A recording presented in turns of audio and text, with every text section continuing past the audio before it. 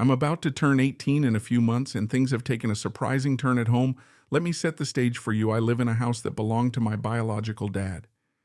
He passed away when I was only 6 years old now. My dad and my mom weren't married, but when he died, he left the house to me. So my mom and I have been living here ever since. A couple of years after my dad passed, my mom started dating again.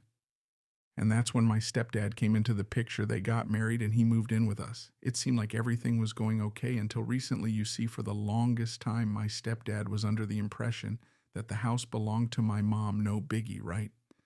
Except this misunderstanding led to a pretty awkward conversation just the other day as my 18th birthday approaches. My stepdad sat me down for a serious talk. He casually mentioned that once I'm 18, I should start paying rent if I wanted to continue living here. It was a bit of a shock. I mean, paying rent in my own house, that sounded weird. So I corrected him, explaining that the house actually belongs to me as it was left to me by my dad. He literally laughed. He thought I was joking. I couldn't believe he didn't know, so I had to clear things up. I talked to my mom about it, and she confirmed she had never actually told him that the house was mine. When he finally realized I was serious, the atmosphere changed. He was clearly embarrassed, but tried to justify his initial request by saying he thought my mom owned the house the next day. Things felt a bit tense at breakfast. I decided to address the elephant in the room. I told them both that since the house was indeed mine, the fair thing would be for them to start paying rent if they planned to stay after I turned 18. I wanted to turn the tables and see how he'd react. Given his previous stance on my independence, my stepdad was taken aback. He argued that this was unfair and a sudden change to drop on them without warning. He said it was harsh and that you don't treat family like that. It was ironic, considering he had no problem dropping the rent bomb on me just the day before.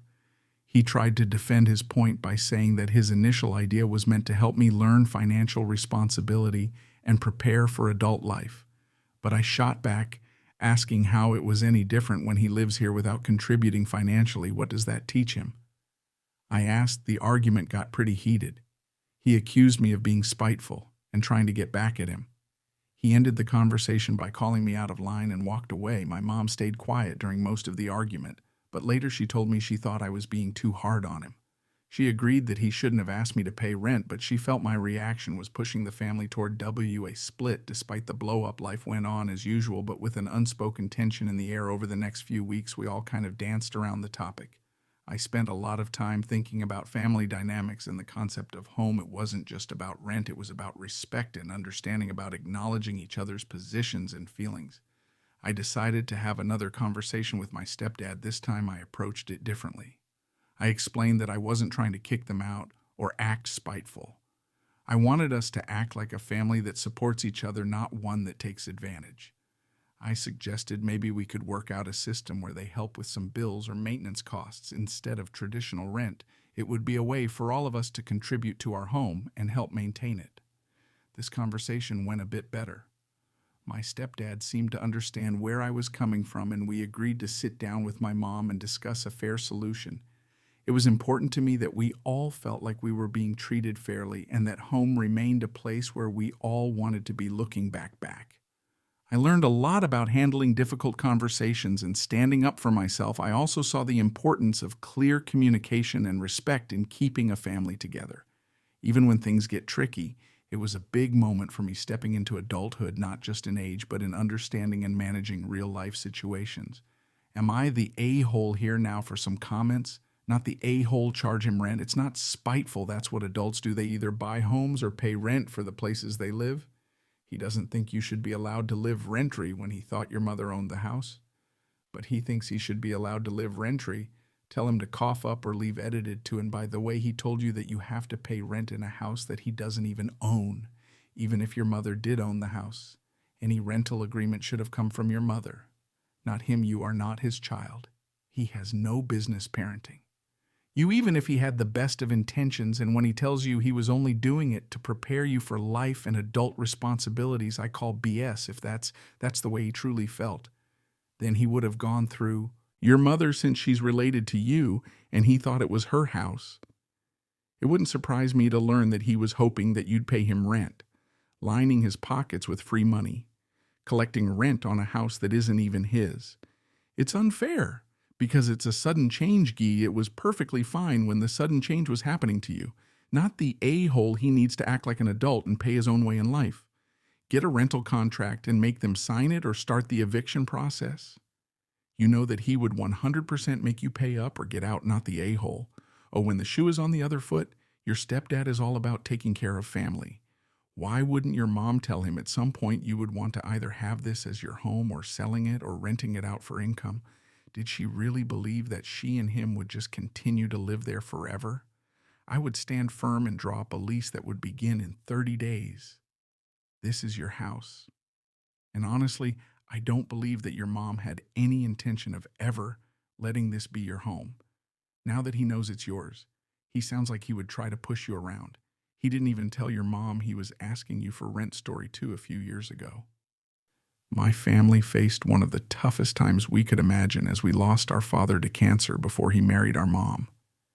Dad had a life filled with incredible adventures. He was part of the crew for some famous rock bands known for their big hair and loud music. During his early 20s, he lived life on the road, traveling from city to city with these bands. And he had his share of wild experiences. Dad often told us stories from those days filled with concerts, late-night parties, and endless travels. He had a sense of humor about it all, frequently making jokes about how chaotic his life was back then. Sometimes he'd laugh and say he wouldn't be shocked if we had a half-brother or half-sister out there somewhere, according to him. There were many things from those days that he simply couldn't remember. But beneath his laughter there was a hint of worry. It seemed like the idea that he might have another child out there whom he never met or helped raise actually bothered him a lot more than he let on. Seeing this hidden concern, my siblings and I decided to do something about it. We thought that taking a DNA test might shed light on any unknown aspects of our dad's past. We didn't expect much, maybe discovering some distant relatives at most for years. That's exactly what happened, nothing. Beyond a few distant cousins, however, everything changed dramatically when Dad's health took a turn for the worse, and he had to enter hospice care around 6 months before he passed away. We received a notification from the DNA testing service. It was a match, but not with a distant cousin.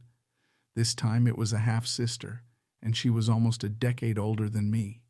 This was a big deal. The timeline of her birth perfectly matched the period when our dad was touring incessantly with those rock bands before responding to her. We felt it was important to discuss it with Dad first, especially considering his frail condition. He was extremely weak and sick. But when we mentioned that we might have found his other daughter, the news hit him hard. He broke down crying, something we hadn't seen him do very often. Through his tears, he told us that this was exactly what he had always feared the most. Having a child out there that he hadn't been there for, that he hadn't supported. He expressed a strong desire to talk to her as soon as he could. He wanted to make up for lost time, at least in whatever way he was capable of, in the days he had left when we connected with our newly discovered half-sister. Things quickly took a turn for the worse after sharing our dad's number and explaining his serious health condition, as well as the fact that he was unaware of her existence. Until recently, her response was far from understanding.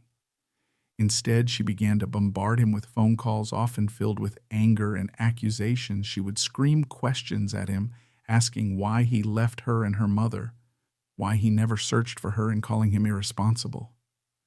We stood by feeling helpless as we listened to these painful exchanges.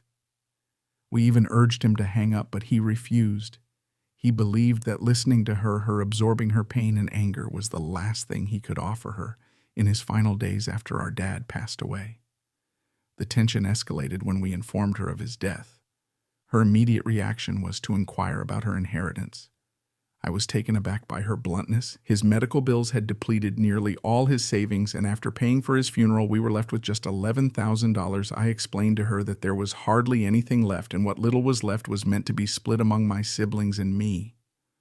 I also expressed to her how deeply hurt I was by the way she treated our father during his last days. I told her I couldn't forgive her for adding stress to his final moments, and I pointed out that it wasn't entirely his fault. She grew up without him. Her mother also played a role in the situation.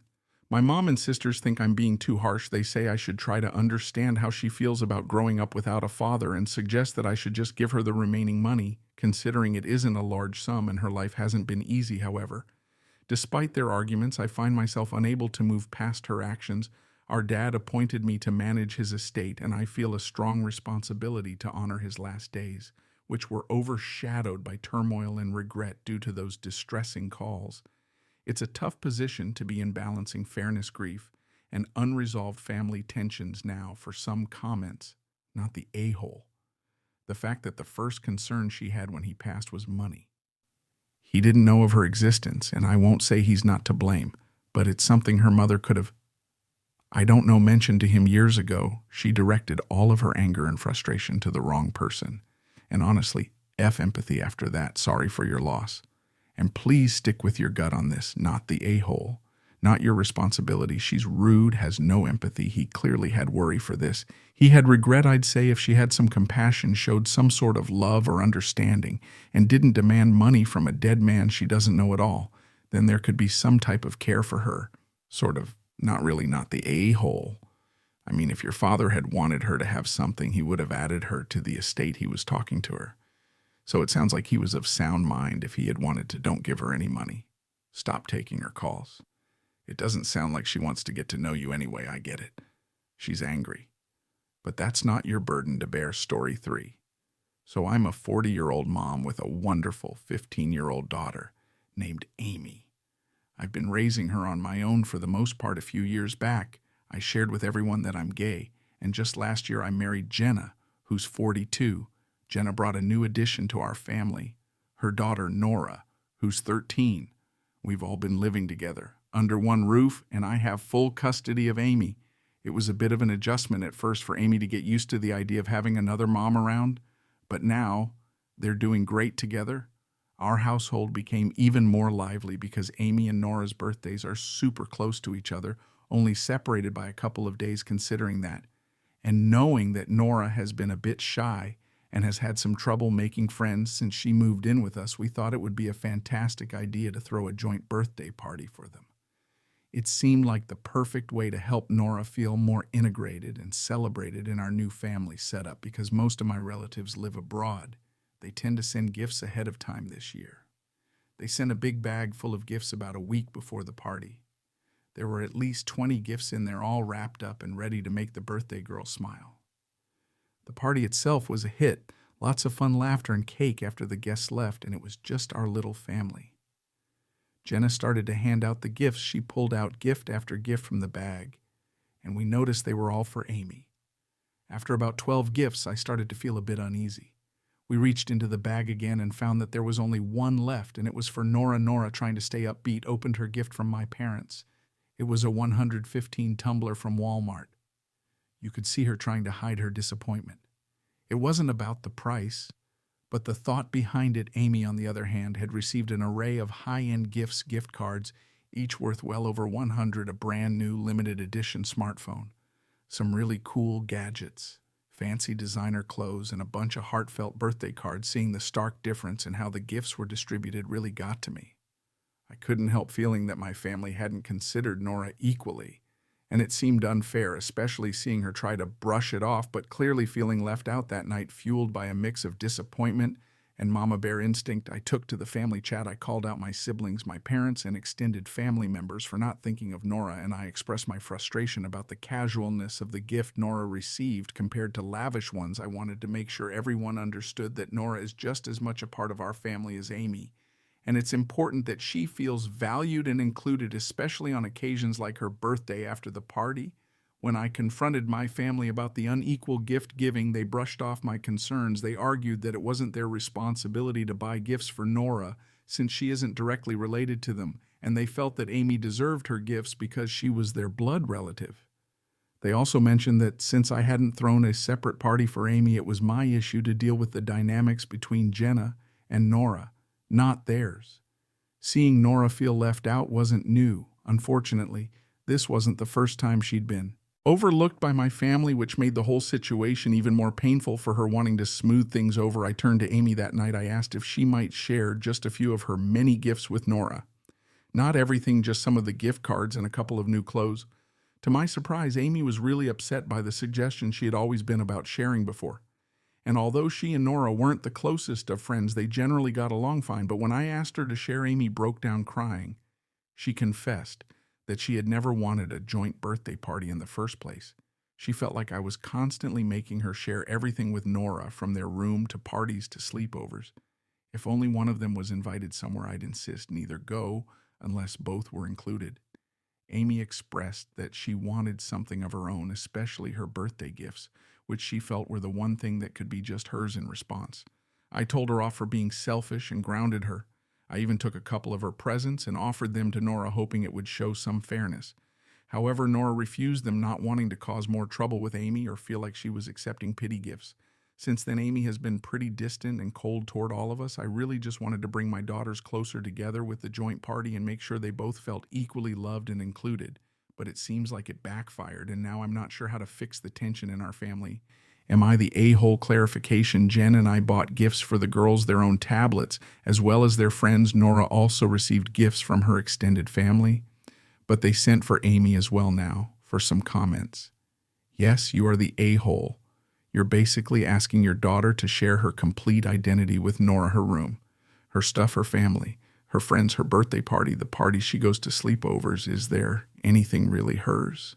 This can't be good for her development. She needs to be her own person. Story 4.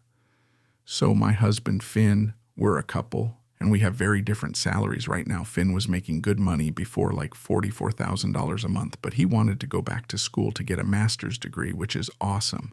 But now he makes way less because the scholarship doesn't pay much. He gets about $2,300. But after he pays for all his school stuff, he's only left with about $1,500 each month. Now, I make more money, about $7,000 a month, so I pretty much take care of 90% of our expenses. We keep all our money together in joint accounts, and I'm all for supporting him while he gets his master's because I think it's super important for his future. So Finn's childhood buddy Marcus was getting married. Finn was not just a guest, he was the best man, which is a big deal. He had to organize the bachelor party before the wedding. Even though all the friends who were supposed to help promised to chip in for the party costs, many didn't actually pay up. They just ignored Finn's messages about the money, leaving him to foot most of the bill, which ended up being around $2,000. Finn came to me a bit stressed and asked if I could cover the bachelor party expenses since I had some money set aside. I agreed to help him out. I also gave him $1,500 in cash to keep on hand for any emergency situations, just a little extra backup. Cut to the wedding day. There's this tradition at some weddings where they cut the groom's tie and go around to the guests asking for money, kind of like a fun way to collect a wedding gift on the spot. When it was time for Finn and Marcus to come to our table, Finn decided to use the doll $500 emergency cash I gave him. He thought it would be a cool move to show his support by putting all that cash on Marcus's tie. Everyone was cheering, and it seemed like a fun moment. But inside, I was really not happy that money was meant for actual emergencies, not just as a showy gift at a party. It felt like the money we really needed to keep, just in case, was used up in a way that wasn't planned. After Finn used the emergency cash at the wedding, things got a bit tense between us. He came back to our table about half an hour later, and I immediately told him that the $1,500 I gave him was meant for real emergencies, not for showing off in front of a crowd. He argued that since the money was from our joint funds, he also had the right to decide how to use it, especially if it was to help a friend like Marcus. I tried to explain that while our shared expenses and emergency funds are indeed for both of us, using that money just to look good in front of others felt wrong to me. I told him that in situations like that, the money felt more like it was mine, and I wanted it back. I reminded him that we had already covered the bachelor party costs, which was more than enough financial support for the wedding. We ended up arguing, and the rest of the week was pretty rough between us. I was firm about wanting the $1,500 back, even though Finn felt like I was being unfair or manipulative, especially since I financially support his studies and he relies on me a lot right now. I knew asking for the money back might seem petty since he doesn't have much to spare, but it was important to me that we use our emergency funds only for real emergencies, or at least discuss such big spending decisions together first. Am I the a-hole? Now for some comments. Minimum wage here, 12200. I think asking for him to take it back is a bit much. However, I do think he should make it up somehow. Can he sell some belongings or get a part-time job? Not the a-hole. Because your husband is behaving immaturely, he needs to accept that your joint financial situation is not great right now, And you being all right with shouldering more expenses now for long-term joint gain is not a license for him to spend on his buddies like he's still bringing in a good paycheck in the meantime. Stop giving him so much for emergencies. I have a feeling the problem with your husband goes far beyond this. He's living beyond his means. And that spells a ton of future trouble if you do not separate your finances now. Not the a-hole. Not the a-hole, but you might want to cut your losses or speak to the groom himself and explain the situation even if you didn't intend for that money to be spent that way. Asking for a wedding gift back is in bad taste if you really have to have it back. Go to the guy himself if they're a decent person. They'll understand story 5. I'm the owner of a business where 15 people work. I prefer not to share what kind of business it is, but despite some tough times, it's doing pretty well. I have 3 kids, 24, 22, and 21 years old from my first marriage. I also have a stepson named Josh, who is 18 years old when I mention stepson. I just mean that Josh is my wife's son from before I met her, but to me, he's just like my own son. Back when my first 3 kids were younger, I had a rule. If they ever wanted to work at my business, I would set up a real job interview for them. They didn't know that I planned to hire them regardless of how the interview went. I wanted them to have the experience of a job interview because it's good practice. They'd learn what it's like and feel more prepared for the future in case they wanted to try different careers. 2 of my kids like the idea and still work with me today 8 years ago. I met the woman who would become my current wife. She introduced me to her son Josh about a year after we met before she let me meet Josh. She was really clear about wanting to know what role he'd have in my life. I promised her that I would treat him just like my own child. We got married a year later, and from that day, Josh started calling me Dad. He's never known his biological father who left because he didn't want children, so for Josh to call me Dad is something I consider a great honor. My eldest 3 kids have welcomed him as their brother. From the start, they include him in everything they do, like going on trips, watching movies, or just hanging out at home. He's 100% part of our family, and everyone treats him like he's always been there. This setup has helped us build a strong, united family where everyone supports each other no matter what it's been. Great seeing all of them grow up, make decisions together, and become close as siblings after my wife and I got married. I offered the same opportunity to Josh that I had given to my other kids.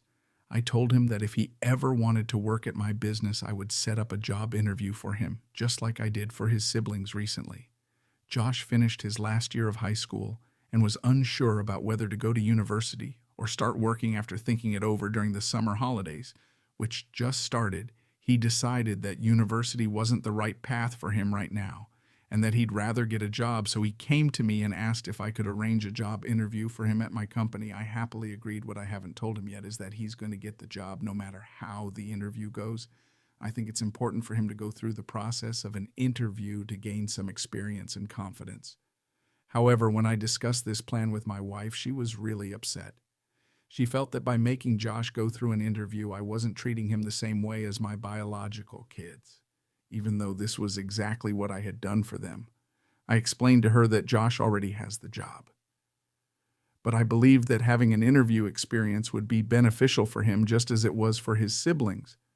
My wife thinks that since Josh is the youngest, maybe it would be fairer to just give him the job without an interview, especially since he's shown interest and initiative by asking for it. She's been quite unhappy with me for the past couple of days. Because of this disagreement, I'm trying to balance being fair to all my children while also preparing them for the real world, and it's tricky when you're blending a family with different expectations and perspectives. I hope we can resolve this soon, as it's important for all of us to be on the same page and support each other. Now for some comments. Not the a-hole, you are being extremely reasonable. It's honestly a bit alarming that she would have that reaction and say that you don't treat him like your son. Despite 8 years of doing just that over a job interview, he isn't bothered by it. You've done it for all your kids. Maybe she has something else bothering her because it is hard to justify her response.